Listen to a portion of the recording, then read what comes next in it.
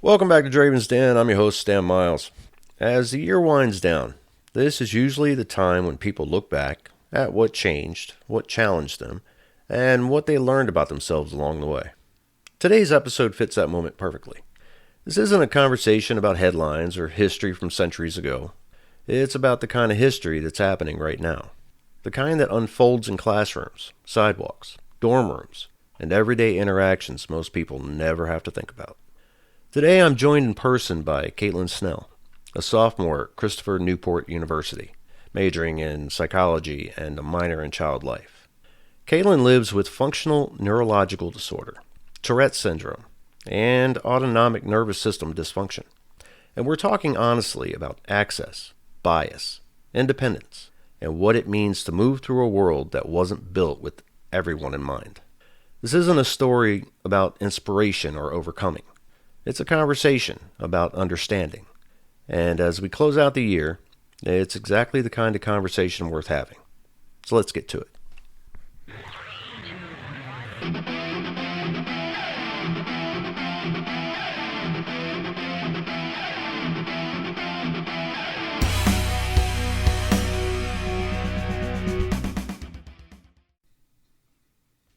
Today, I'm joined in person by someone whose story touches on disability, education, resilience, and the barriers that still exist in everyday life, often unnoticed by the people who don't have to face them. Please welcome everybody, Kaitlynn Snell. Big round of applause. Yay! I know you're clapping. So, Kaitlynn, thank you so much for being here in person. Before we dive in, I want to give you space to introduce yourself in your own words. So, who is Kaitlynn Snell? Hi, I'm Kaitlynn. I'm 19. I grew up in Caroline County, Timbuktu area.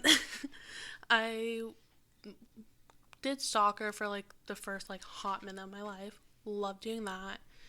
And then did running club. Went back to soccer. Soccer was always my favorite thing. Grew up spending a lot of time outside. Very much love the outdoors. Always grew up with cats in the house. Right now we currently have 3. So much fun. And I love playing The Sims. I love playing Animal Crossing. I love reading books. I think I read 17 books in 2 months last year. We don't have visual, but Stan just gave me the most confused look. I mean, I'll be lucky. I do like to read, you know. But 17 in a month, in what, 2 months you said? I got 9. Good Lord. I got 10 books for Christmas last year, and they were all read in 3 months. Wow. I'd say I'm a really big reader. I love writing poetry. I love journaling. I love spending time with my friends. We go out and just kind of explore. We spend a lot of time outdoors. We also go to the cafe on near us all the time. We are there 24/7. Okay, you got a friends thing going on. What was that cafe they used to go to? I've never watched Friends. Okay, I was about to say that you're the average American teenage girl, but okay, if you never watch Friends, then you lost that title. I like to swim during the summer. I'm a beach child. I'll say my mom used to fight with me all the time to get me out of the water. She will very much agree with this. I totally get that. I grew up in a beach town, so I totally understand that. It was full government name to try to get me out of the water, and me being no. And it still kind of is. Nice. Okay. So that was you at kind of in your early. So where did you go to high school? What was? I went to Caroline High School. I went to the one high school in my county. So went to school in my area, went to the public school, had that very fun experience. Okay, very cool. Well, now you're currently a sophomore at Christopher Newport University, and you're majoring in psychology with a minor in child life. So, what does child life mean for people who may not know? Child life is just CNU's fancy way of saying child development and early childhood experiences and whatnot. And What drew you to that path? I mean, what do you hope to do with it long term? I grew up like with mental health struggles like very early on, like 10, 11. I started struggling with my own mental health. And then when like stuff kind of hit the fan for me, I started to struggle even more. And I realized the lack of like care for people in my situation. Like there's one like therapy office in my like kind of like entire county, and it was not feasible for me. It wasn't accessible for me. Like it wasn't an option for me. And we were like, "Whoa, okay then." Like this is kind of the place that everyone goes to, but it's not an option for me because it doesn't meet my needs. And so I had to take a different path. And I don't want that to be like normal.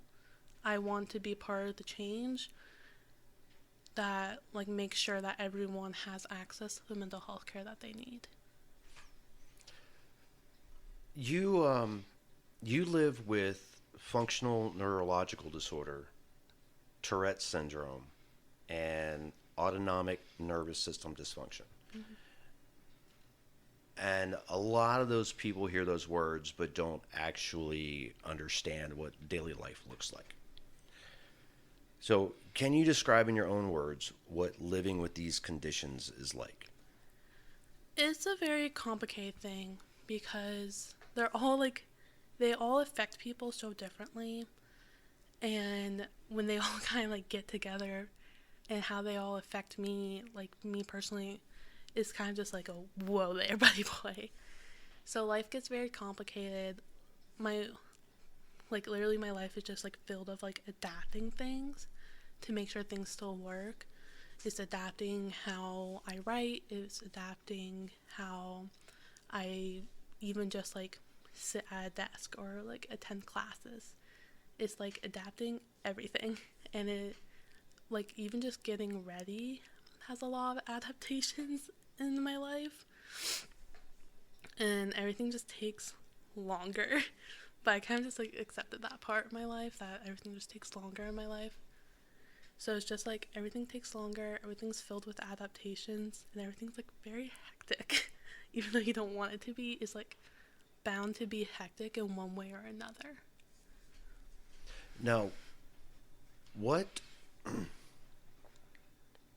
what's something people assume about you that isn't true?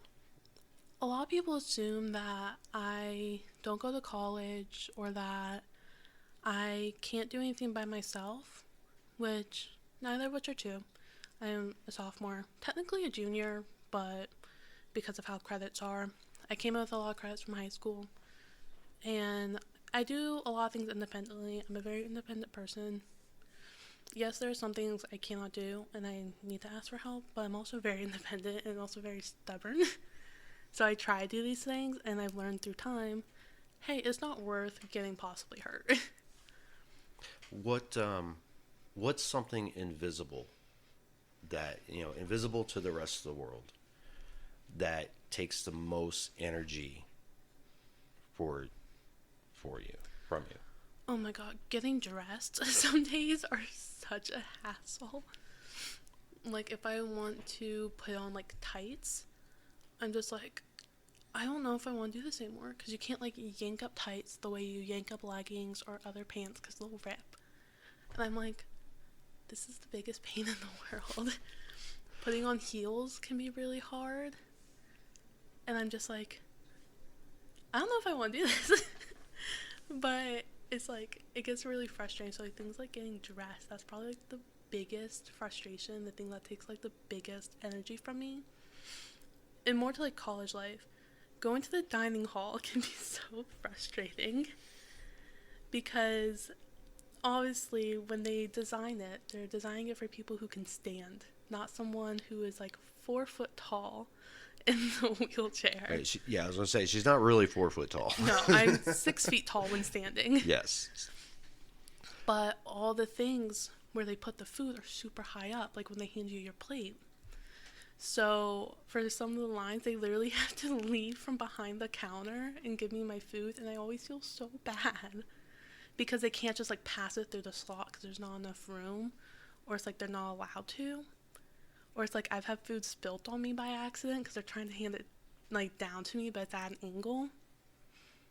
Well, So, that's I mean, and it's only happened like 2 or 3 times, and it was purely an accident. yeah, but you shouldn't even feel bad about them taking that extra step. I mean, there's enough people in the world, hello, that have mobility issues where, when they design, especially when you're dealing with kids of all walks of life, when they design these food service stations, they should have a low area, at Yeah. least where the person putting the stuff on the tray or what have you, can just put it down to a table that's a little Yeah. lower. They have one station like that, but it's all the way in the very back and it's not opened every day. It's a very good station. I like it. It's like called Mongo Grill. It's, I don't know. It's very good. I like it. And the staff are super sweet. They never complain. They're always so nice. Like, I've only had a problem with one staff member, and that got handled so quickly. It was amazing. But I always feel so bad because I'm like, it's so busy, and I just feel. But also, I'm like, I don't know what, like, there's no other option here, y'all. Yeah, I don't know. Sorry, that just frustrated the crap out of me just hearing about that. That a university that has so much money for all these big buildings, and I was there not too long ago, and I saw it, and it looks very nice. It looks like a very nice university, So you but didn't see all of it. You just saw my dorm at like 3 in the morning because. I remember the tall brick buildings. Yeah. I mean, brick buildings aren't cheap.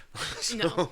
but I'm just saying that they have to allow more money into making it more accessible. Yeah. That's kind of where I'm going with that. But I don't want to, I don't want to go down that road. That gets into politics, and I just don't do it. So, but so what do good days versus bad days look like? So, good days, it starts typically, it's like my balance is better, my weakness isn't as bad, my vitals are stable, they're not going crazy. So, like, my heart rate's good, my blood pressure is good. And so, it's like at a normal level. So, that way, like, when I like move, I don't feel like, oh, I'm gonna pass out. Those days are very hard. I'm not in pain because I also, because of the FND, I get a lot of pain because obviously signals get jumbled in your brain, and there's literally days where I can't have like anything on my legs because it feels like you can get like the softest blanket and it'll literally feel like it's fire to me. And it's extremely painful, and honestly those days like you can't do much. But good days are like days where everything's like stable. I'm able to, transfer out of bed. Like my bladder didn't decide to hate me all of a sudden overnight, and there was no accident. Like I'm able to get ready, take my meds. All of it's going good. Like I'm able to get out the door, not horrendously late, and I'm able to like get to class and like everything's going good. And I'm able to like get through the day with not too much exhaustion because I do have really bad chronic fatigue. So I'm always tired, which is like just how it is. But it's like on days where it's not horrendous, I'm always like, yay, I can live a little bit. So of these three, the one that I think probably most people know or have heard of is Tourette syndrome. Mm-hmm. Now, I know what being a layman of that, I basically know what it means. But kind of tell the listeners what it actually is and that you just don't randomly throw out the F word, because that's kind of the stereotype, Yeah. is that just at any given moment, you're in church in deep prayer and you just throw the F-bomb. Yeah, it's not really Yeah, it's not that. So, Tourette syndrome is a genetic disorder which affects basically the way it was explained to me. I was also young when I got diagnosed, so keep in mind this was not explained fully to me. Basically, it kind of affects your brain's impulse control. And the way I can best describe it is it's almost like living with a very annoying toddler every day. Because it's like, you know you shouldn't do something, but your brain's like, we're going to do that anyways. Like knocking over a glass. You know, oh, let's not knock this cup over. But your brain's like, oh, we're going to do it anyways. And you have a tic. And that, because that's what they're called. Uncontrollable movements or vocals are called the tics. And you do it anyways. And you have no control over it. And it kind of feels like this not energetic, but like almost like this, like if you almost accidentally like stuck, like when plugging something into an outlet and you've gotten like shocked. So like that electrical like zap, you get that feeling all through your body almost, or like in certain parts before you tic. And I hate that feeling. I really hate it. It's called like a predentive feeling. I hate it. That's honestly probably one of my least favorite parts.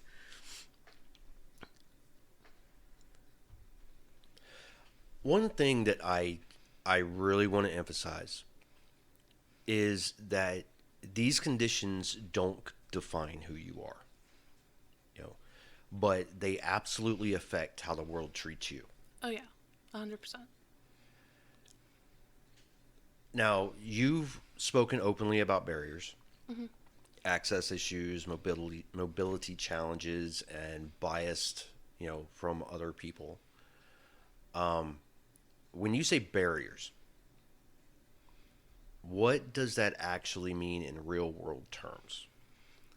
What are the challenges, the trip ups, that you're facing? Yeah, so even on campus, I face a lot of challenges. One of the most common ones is the push to open button's not working. So the doors on CNU's campus are super duper heavy. And because they don't have full grip strength or full core strength, I can't just like open them. And so I know last year it was like an every week problem. The push to open button to my dorm would stop working, but I can't get in without that button. And the people at the front desk we're not allowed to let students in. Like they have to open the door themselves because what we're taught is if they need in this building, they're able to get that door open. But that policy does not consider what if that student is physically not able to get that door open because the access button is not working. So when that button would break, I would be sometimes stuck in like the outside cold, or like when it would snow, I'd be stuck because sometimes there's no FDA at the desk because weather. And my friends didn't live in the same dorm as me, and no, like this is once again not on them because it's not their job, and I probably wouldn't do either.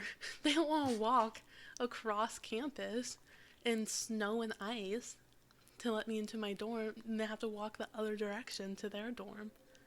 Very valid, while it's actively sleeting.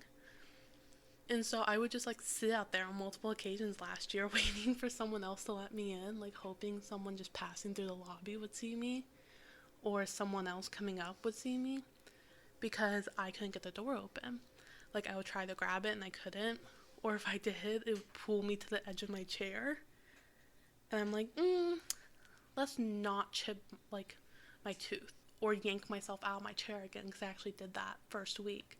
Like orientation and everything, the button wasn't working and I yanked myself out of my chair, like split my lip open and everything. Wow. So like that's a really big problem, and like they do get fixed, but then it's like sometimes they can take a while to fix, or it's just a reoccurring problem. And we're just like, another example is at my work, I work in something called sister buildings. So there's 2 buildings, they're literally the exact same, but there's 2 of them. It's like, I'm trying to, because I can't say the actual name of the buildings I work at. Frosty 1 and Frosty 2. Sorry. They are okay, all right. identically the same. They're all just right. swapped. So they're twin buildings. Yeah. Yeah. The door on one of the buildings continuously breaks. Okay. But I can't get in because when it breaks, you can't use the push to open button. So then we're having to swap whoever is like working at the same time as me. We're having to swap all that around because I can't get in. Right. Like, Right. what am I supposed to do? Or what if someone else needs to be let in? I hit the button to let them in. Well, you can't hit the button. I'm sorry. This university needs to do better. And it's like, we've been fighting really hard for it, and like, they're listening to us, but it's still like these recurring problems. And then, like, just like we were talking about the dining hall, another thing is at the cafe, the thing is, like, where you pick up your order is very tall, because once again, it's meant for people who aren't disabled, Right. who aren't in a wheelchair, who don't have dwarfism, that type of thing, who can reach. Wow. So there's some days where I'm literally reaching like a toddler trying to reach like something they really want, but they're like strapped into like the grocery cart. That's an interesting image because I've been there. Yeah, I've had that problem. And I can't reach it. Yeah. And people are thankfully very sweet and offer to get it for me. And I very much love those people because I don't look like a fool who spills a very hot coffee all over herself. Right. Right. And it's almost like I was never ingrained to like feel bad for asking for help. My mom always taught me ask for help. It's not a bad thing. But society almost wants to like almost teaches disabled people and feel bad for asking for help. So I'm always torn. So it's like that type of thing. Or it's like the elevators break like very often. And they especially in the dorm buildings, they prioritize how quickly they fix it based on if there's someone with a physical disability, like a visible disability, on the upper floors. And I was working when this happened, and I was like, that's not, like, we literally cannot determine if someone's disabled. Like, it is not up to us. We just have to follow XYZ. And they're like, well, there's no one that's physically disabled that lives on these upper floors. I'm like, no, there's no one that's visibly disabled that you can see. Yeah. I mean, all disabilities are not. It's not like a big billboard that you walk around with. Yeah. You know. Because like I was disabled before I was in the wheelchair. Yeah. And I took the stairs, but that didn't mean there were days where I certainly could not take the stairs. And turns out we had multiple students coming back on crutches because it was right after Thanksgiving break. This was like the opening shift that we had no idea about. So these poor students had to go up the stairs in crutches and whatnot. I'm like, and that's like a very common thing. It's like, almost like this, you're not disabled enough to have this. I'm like, no, please, no. Wow. So you have to be disabled enough. It's almost that's how it feels a lot of the time. Wow. And I'm like, although that's not, and that's how like the world and society perceives that as well. And it's like lack of accessible parking spaces is a huge one, especially around the holidays. People who don't have the placard, who don't have the license plate, are just like, oh, I'll park here for a quick second and run in. And then I'm sitting here driving around the parking lot for like 10 minutes trying to find a spot. Right. And I'm just like, or their lack of curb cuts. I'm like, I need those to get in, or else I have to transfer out of my chair, get the chair up the curb, and then transfer back in, which isn't always safe for me to do if I don't have since I don't have full core control when I'm by myself. And it's not always an option for everyone. People who have power chairs, those things can weigh like multiple hundreds of pounds. They're hefty. Yeah. They're kind of like, small VWs. Oh yeah, they're heavy. What's one moment that really sticks with you where you realize the system just wasn't built with people like you in mind? Right, like, this is a very recent one, but it's one that kind of just like hit me hard. I'm currently dealing with housing for my university. So every student is promised housing for the first 3 years. And then your third year, when you're a junior, you're promised an apartment. Literally is like, they're very open about that. Well, I can't get to East Campus, where all the apartments are, because then the university and the city have to like work together with plowing and whatnot, and I don't trust that. And like a few other health reasons, like East Campus just isn't an option for me. So I have one dorm building that has apartments, not even like the actual apartments. Like you don't get your own like bathroom that you're promised and everything. But it is what it is. My only option. There is no ADA room on the first floor. They're all on the second floor. That makes no sense. And so now I'm fighting with housing because they're telling me they cannot reserve the room to ensure I get it. Because my accommodations are ADA housing. Well, what is, just for people that don't know, what does ADA stand for? Americans with Disabilities Act. There's certain guidelines in there that universities, hotels, anything that provides housing, they have to provide. So they have to, like, X amount of rooms per that amount of rooms, whatever. Have to provide certain features. Grab bars, wider bathrooms, lower beds. In apartments, it's typically lower counters, those type of things. Right. 36-inch doors for wheelchairs, that kind of thing. Yeah. Lower stoves. And then the genius that designed that building decided to put all of the ADA apartments on the second floor. Yes. Wow. And obviously, and then this specific building, there are so many fire alarms that go off in the middle of the night. They're not drills. So I will not be taking the elevator if it's not a drill. Gotcha. And the university does have a solution for this, is a button that's like by the stairs that you push to let the firefighters know you're there. Which is a great idea for anyone who does not have light-sensitive seizures. I cannot stay in the building with flashing lights, strobe lights. Yeah, no, that would be very bad. Now, if you could say one thing directly to people who don't live with disabilities, something you wish they understood, what would it be? Disabled people are still people, and we can still contribute a lot to society, even though that may look different. Our contributions may look different than what you want them to look like, but they are just as important. And so are our voices, and so are our opinions. Okay. And what would you say to someone who does live with a condition like yours, who might be struggling or feeling unseen? It gets better. Like, it may not feel like it gets better, and I completely understand that. Trust me, I feel that. I felt I felt completely isolated and felt very unseen for a while.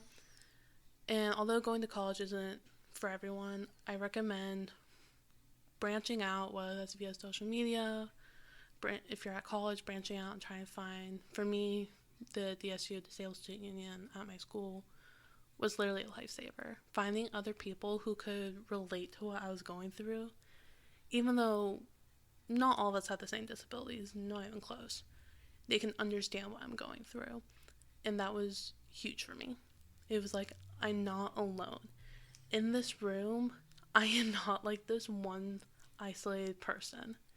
We're actually the majority of people in this room. When there's an able-bodied person in here, they're the minority. And what was the name of that organization again? The Disabled Student Union.